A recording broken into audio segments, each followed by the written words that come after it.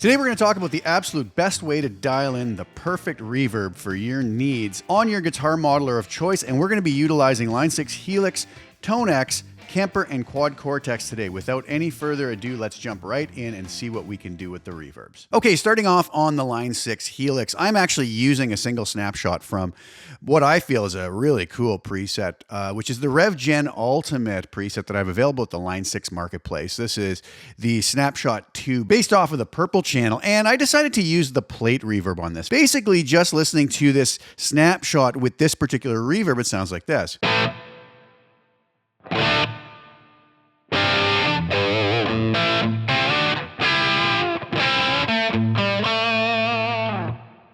Works quite nice, fairly long tail on that reverb, but we want to talk today about the parameters that we're going to see on the vast majority of reverbs out there, talk about what they do, and some of the things we might want to be careful of. So first things first, let's go through the parameters, and this is going to apply not just to the Helix, this is going to be for ToneX, for Kemper, for Quad Cortex, and probably just about any other modeler you can imagine. So the decay is going to be how long that reverb takes before it kind of trails off. So you can see here I have mine set to 5.1. And if I just hit a chord stab, kind of here there's a set amount of time before that reverb tail disappears. Now if I crank that up to 10,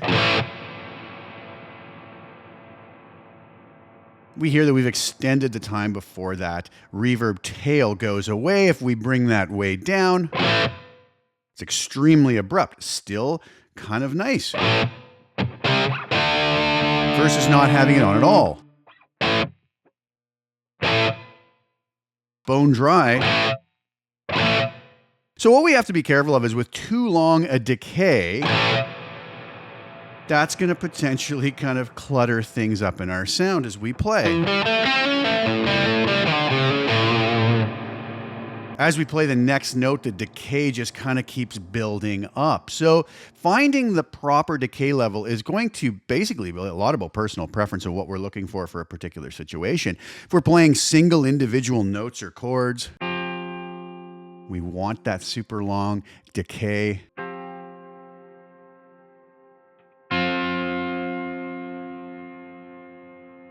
Kind of almost give the impression of elongating the tone, then that's going to be perfectly acceptable. Playing something with a lot of space, we could utilize something like that. And I'm going to extremes here. But if we're going to play stuff where we're playing some lead where things might start to just kind of get really jumbled and all over each other, we might want to think about bringing that decay back.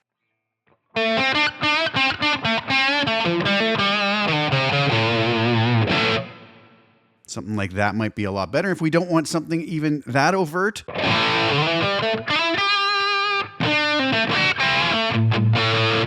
like maybe we just want a little bit of reverb just to take away from that real bone dry nature of a tone, we can come in with a lower decay. So that's what we're going to do with decay, depending on our personal choice. Now, pre-delay is going to be very interesting, and it can be a very useful thing that a lot of people overlook. Pre-delay is basically going to tell us how long it's going to take after we hit the note for that reverb to kind of begin. So if I have no pre-delay, the reverb tail is basically going to start immediately upon me hitting that note.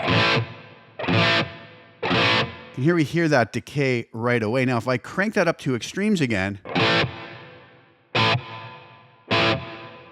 you can kind of hear that it takes a second for that decay to kind of kick in. Here it is again. And we're also going to hear this a lot clearer if we bring our mix up. Now let's talk a little bit about the mix control. The mix control is basically going to be at 0, no reverb. It's just going to be our direct dry signal. And at 100%, no direct signal, totally wet signal. So you'll notice that initial pick attack isn't even there anymore. It'd be very cool for a very special effect. If we were looking for that, we could bring our decay way down. Give us a very distant sound. Now, you'll notice here, if I crank this decay back up again, this is where we can really hear this pre-delay at work. If I crank that pre-delay up, you'll notice that when I hit the strings, it takes 200 milliseconds before that reverb kicks in. Almost like a delay. If I have this down at 0, it's immediate when I hit the strings, we get the decay. So again, if I have a very overt reverb here with lots of decay, very high mix, can help that tone out by bringing that pre-delay up by quite a bit.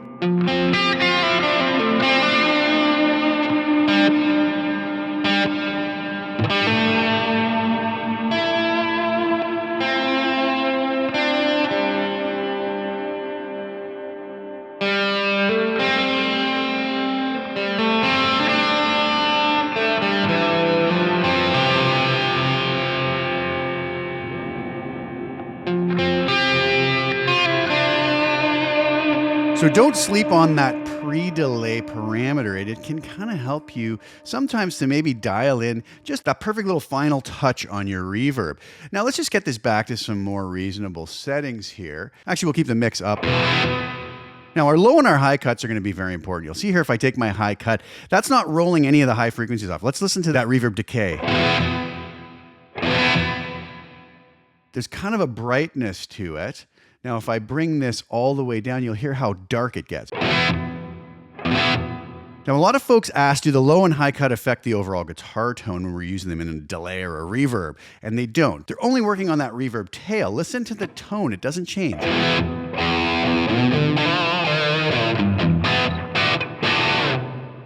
But that reverb tail has got a lot darker. If I bring it all the way up here, you can hear a very, very bright reverb.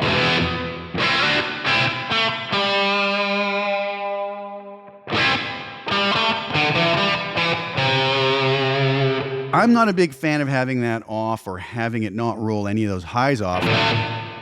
The reverb can kind of get a little bit abrasive sounding, although if we really wanted to cut in a mix, maybe that's what we want to use. There's no right or wrong answer here, but it's just about being aware of what these parameters do. But if I bring this down to somewhere around, let's say 8.5 kilohertz,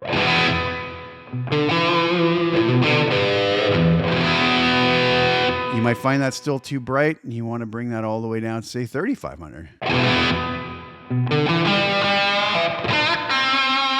So again, if we have a very overt big mix and big decay time, it might help us if we bring that high cut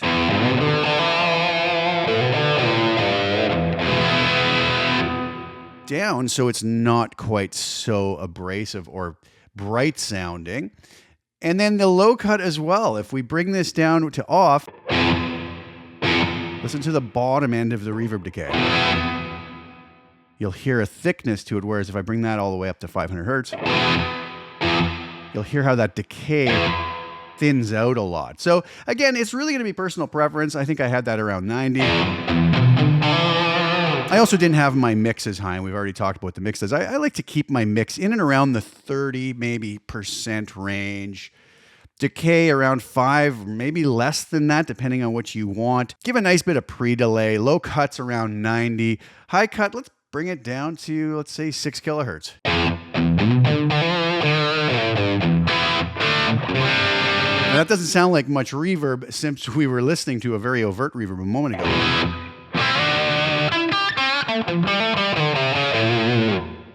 You may not notice that as much when it's on because of what we're just hearing, but we definitely will notice it when we turn it off. Bone dry.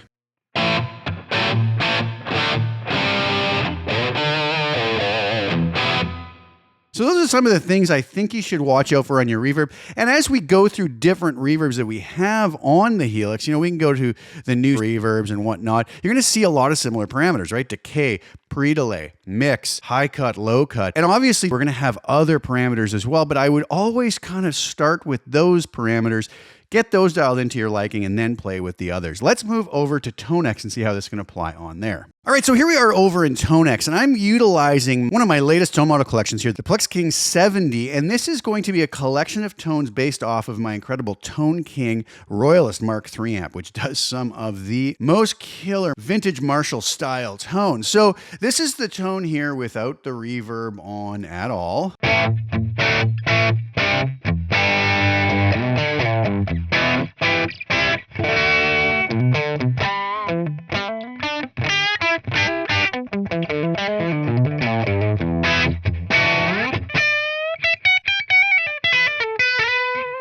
have different levels of gain for that particular.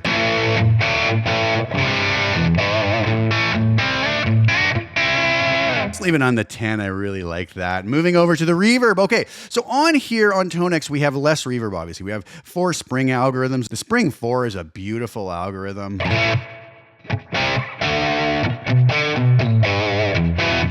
I oftentimes tend to stick with the room reverb. We also have a plate.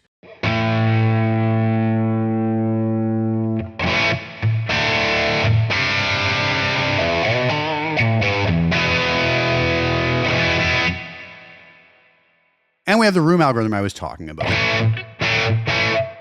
This then. So we'll talk about the time first. The time is basically going to be like the decay control was on the Helix. The higher this is, the longer that reverb tail is going to be. You can really hear it going on and on. Versus if we have that extremely low, we're going to have almost no perceptible reverb till we turn it off and we realize we still do have a little bit. So let's just start this up around 5.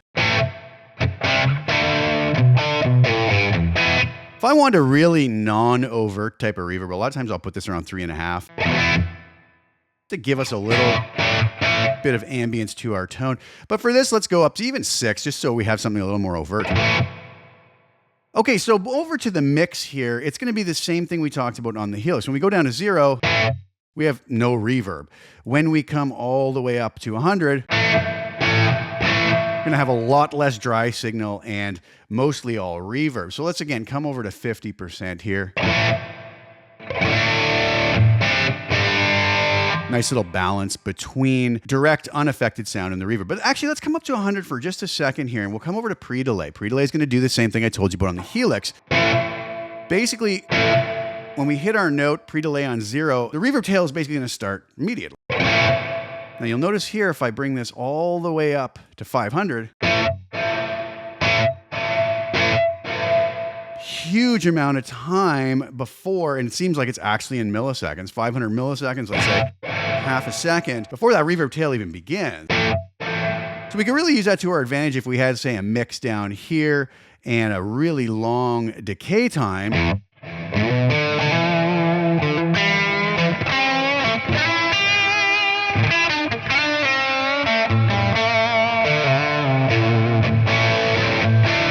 Give things a little more clarity, let the note pop a little bit more.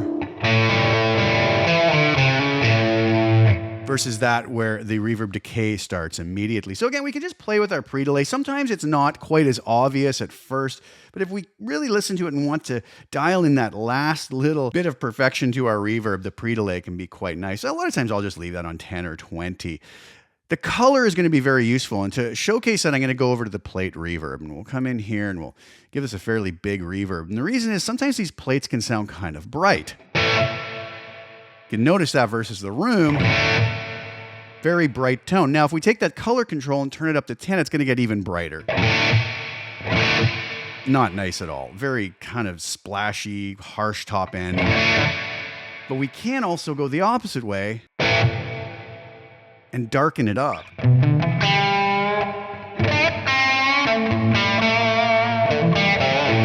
Which I think makes that plate reverb a lot more useful. Now I'm using overt settings here. Let's bring this back with that darkened up plate with a little bit of pre-delay. We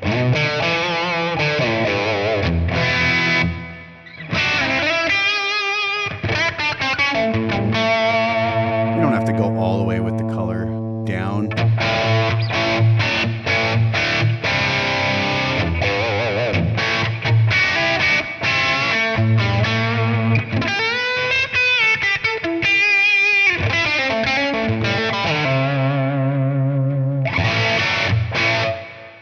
So you can see you can really kind of tweak this when we understand those parameters.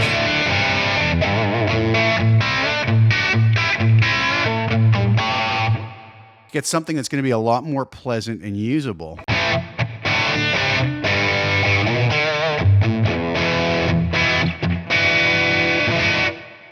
Not so overt, but when we turn it off,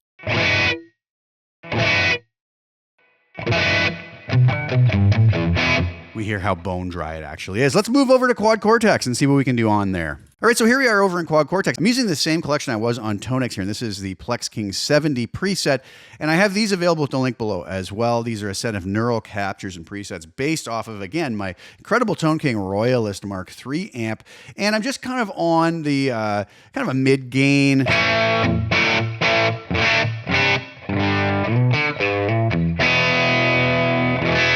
scene here, but I do have this all the way up to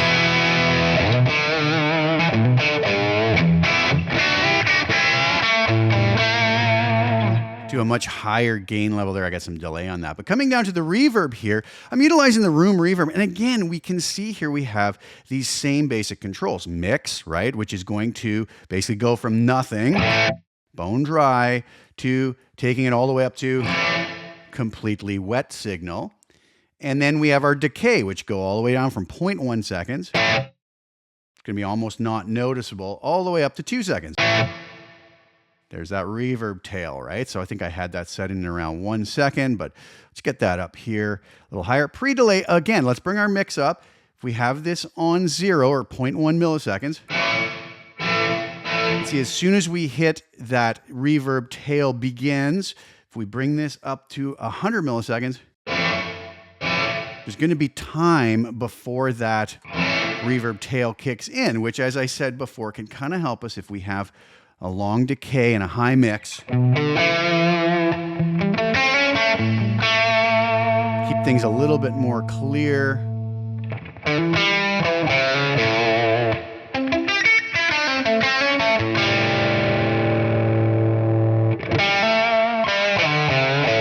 But you can experiment with that to find the settings that you like. Again, high pass, low pass. So this is going to determine how much of that high frequency comes through. You can hear that reverb tail has much more high frequency to it. Again, I'm not usually a fan of that, but we can also come down, way down, darken it up. Hear how dark that gets now. High pass is basically going to control those low frequencies. Basically narrowed the band really narrow there to allow almost nothing to come through. But again, if I bring that high pass all the way down, you can hear that low end thump to the reverb tail. So again, bringing that in maybe around 100, the low pass up around, I don't know, 4,000 hertz.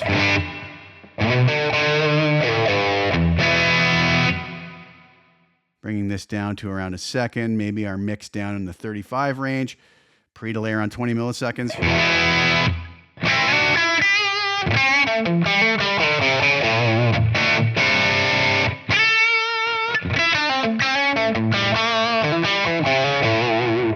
I think we get like a really nice starting point for a reverb. The trails is something I didn't talk about. It's not on ToneX, but it is on Helix. If we turn that off and we have a really, let's say, big reverb sound, when we switch scenes or snapshots on the Helix or turn the reverb off while it's decaying, you'll see that with trails off, it kills that decay immediately. But with trails on,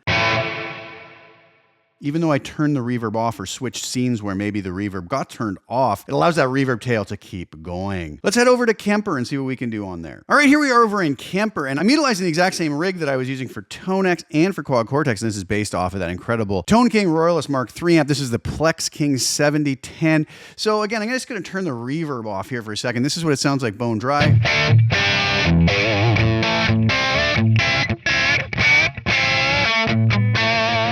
Now for this, I'm utilizing the natural reverb. And again, you're going to see that we have mix, decay time, pre-delay, low decay, and high decay. So let's take a look at those. So again, mix, if I bring that down to 0, you can see it says right there, dry, right? If I bring that all the way up, it's all reverb.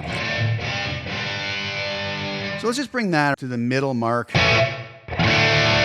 Decay time, again, is going to tell us how long that reverb tail is going to last for. Very short, or in this case, infinite, very, very long. So we can bring that back down. Again, now our pre-delay is going to tell us, and we'll just bring our mix back up, how long before that reverb tail kind of jumps in after we strike the note. You can see there it's right away. If I bring that pre-delay up to 320 milliseconds, right? It takes some time after I strike the note for it to come in. So again, if we have a really long delay time, that can help that initial note to kind of jump out before that reverb jumps all over it. But again, we'll just bring that down to maybe something around the 25 mark or so. We'll bring our decay time back down to around, I don't know, 1.4, 1.5 seconds, and we'll bring that mix down. Actually, we'll keep that mix up because we're going to take a look at this low decay and high decay. So let's take a look at the high decay. Listen to that reverb tail. The high end gets very bright. If I bring that all the way down, hear how dark it gets. So somewhere in between there, probably going to be the nice sweet spot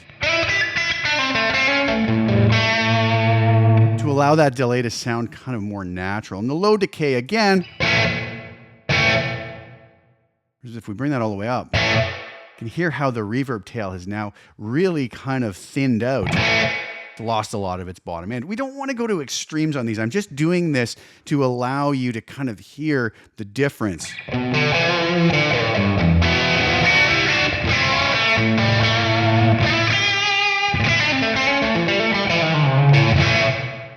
So we'll start there, bring this in, we'll bring that mix way down to around there, and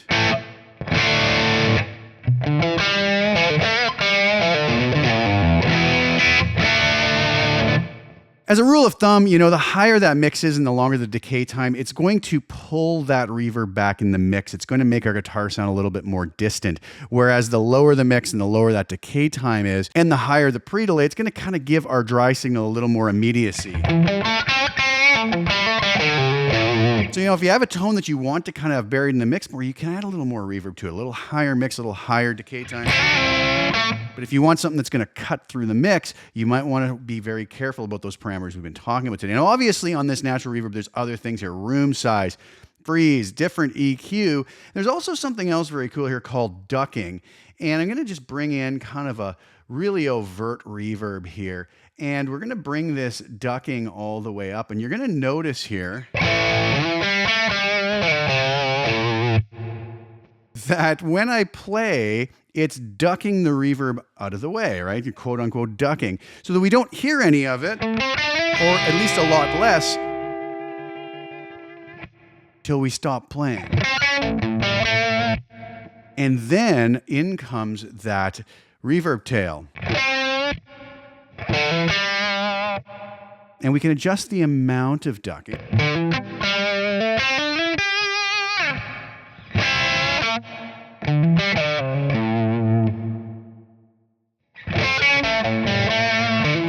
Here we got some of that reverb back while we're playing, and then it kind of surges in a little bit after. So that can be a nice way to dial in a bit of a more overt reverb and then allow the ducking to kind of keep it out of the way. That's only if the reverb you're using has that feature. A lot don't. And I just wanted to point that out in case you do see it and don't know what it is. All right, there you have it. What did you guys think? I hope that that was helpful. I hope you enjoyed that look at what I feel are some of the most important reverb parameters to getting your reverb to sit just right and dialing it in the way that you want. There is no one right way to use reverb, obviously. But we do want to go into it with a little bit of education towards what the parameters do so that we're not maybe searching for the proper parameter to adjust to get things exactly the way we want it. So I hope that that was at least somewhat helpful. Today I'm going to leave you with a demo video for one of my latest ToneX collections. The links are below to all the tones that you heard in today's video. If you're so inclined and grab a copy of your modeler for choice, just go click on those links below and head over to my website. And I really do appreciate you taking the time to take a look at it. Please like the video, share it with anybody you think would get some use or enjoyment out of watching it. Also, please subscribe to the channel and hit the little bell notification to get notified when I put new content. I'll be back really soon with some more. Hope you enjoy the music on the way out. Thank you guys so much again for sharing your time with me. Ciao for now.